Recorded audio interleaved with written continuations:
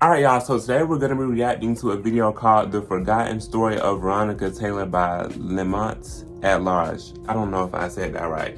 I guess, I don't know what exactly this case is about. I don't know if this lady got murdered or... I don't know. I don't think I've heard of her story before. I at first thought this was like a unsolved case or something like that, but okay. The thumbnail say unsolved murder. So stories like this are scary as fuck. Like, what you mean, y'all? What you mean the murder case is unsolved? Like, y'all didn't find the killer? Like, that's scary as fuck. Like, that bitch still could be out there somewhere, like roaming around. It's crazy. Shit like this is scary to me. It's like, what do y'all mean y'all couldn't find the killer? We're gonna go ahead and dive in and let's watch.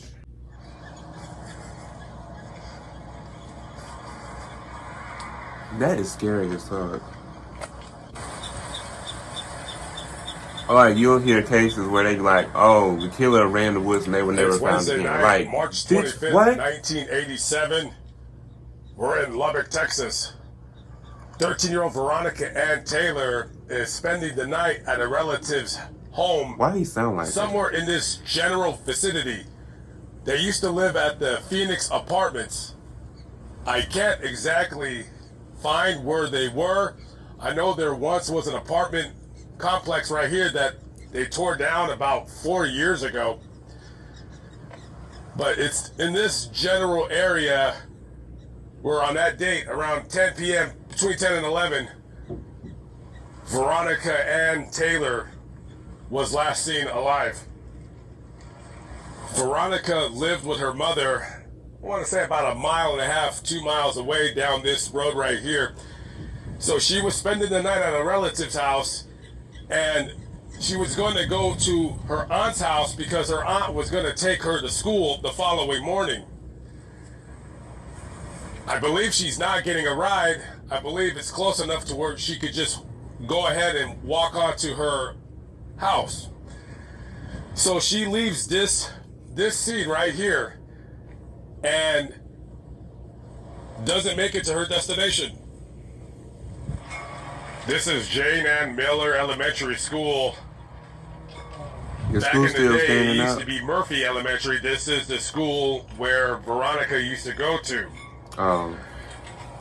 So the next morning, it's around 7 o'clock or so, and Veronica's aunt, she calls the residence where she was supposed to leave and head to her house, and she says, "Is Veronica there?"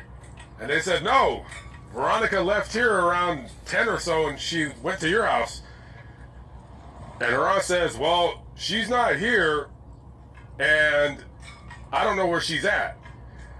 So they called the school right here and they said, "No, Veronica didn't show up for class." That is so odd. So now her family's getting really worried. Like, she just disappeared? Veronica was not the type of kid that she was just gonna go into someone's vehicle that she did not know.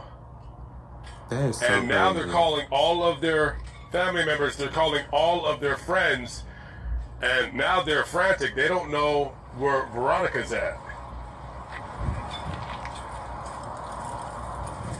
As the family is desperately trying to find out where Veronica is at, one of the family members' TV was on the news, and on that morning they were reporting of a story about a body that was found on Farm to Market 1729, which is where I'm walking down right now. On that morning about 7 a.m., somebody was going to work down this road right here. When they drove past a body, they immediately called 911, and when law enforcement arrived to the scene, they found the body of what the newscast described as a young woman. Now, when the family heard this newscast, they didn't put two and two together because they're looking for a 13-year-old girl, not a young woman. But of course, they didn't know that they can't figure out the age of some people because some people are bigger than others. However, it started bothering them I when would they have. started I mean, describing I would have the body immediately that was assumed, found like, is that my daughter? at Like, this scene right but here. I guess, hey, they At that scene right here, it had been guess they snowing thought that wasn't that who they was previous looking night. for. Not a heavy snowfall, but just a light dusting. And when law enforcement came to the scene, they discovered a girl whose face was just, it appeared that she was beaten up very, very badly. She had her underwear tied around her neck, indicating possible strangulation, and her pants were pulled down to her legs. Oh my God. So they're going to take her to the coroner's office for an autopsy, but as the family started getting worried, they came out to the scene, and this is where they found out that that young woman that was reported on the news that morning was actually the girl, Veronica. That Veronica was raped, and that the cause of death was homicidal in nature via a heavy blunt force object that crushed the left side of her skull. Oh my God. The murder weapon has never been found. Now let's cut to the chase. What the fuck? Veronica's family members know damn well who murdered her. Oh.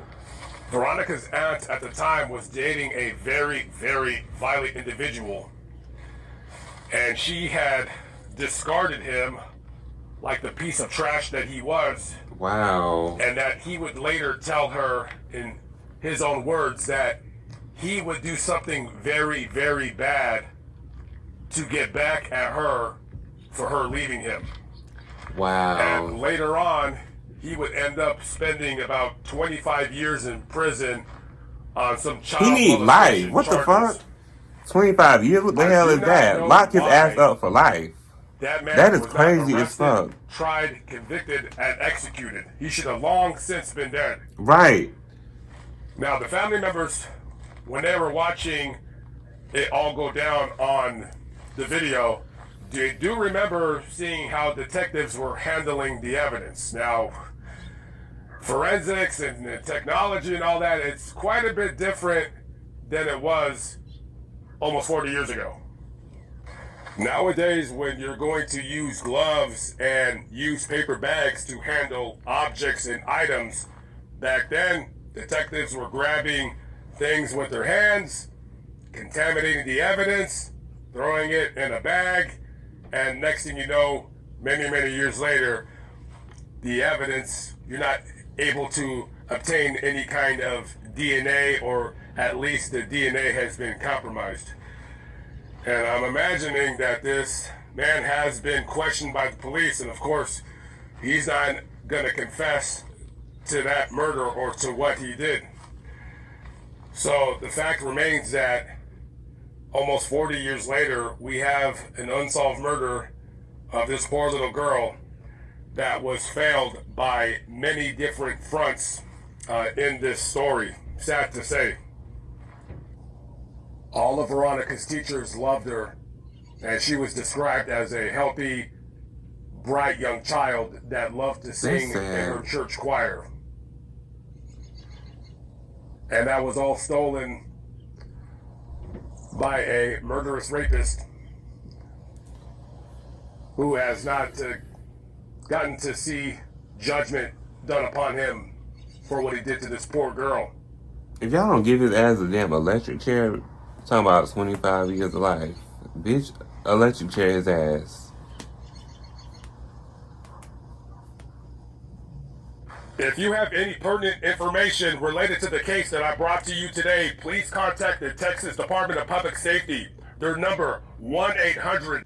Talking about 25 years of life. Or y'all could just let him rot in prison, but no, I think he deserved the electric chair.